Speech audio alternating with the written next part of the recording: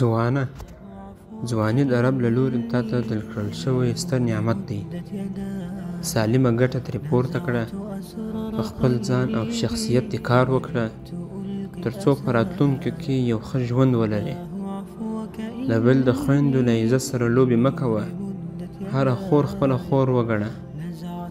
دا خبره مه هېروه، که دې نن د بل چا خور یا لور ته په بد نظر وکتل، له هغې دې بده استفاده وکړه، سبا به ته له همدې حالت سره مخ کېږې.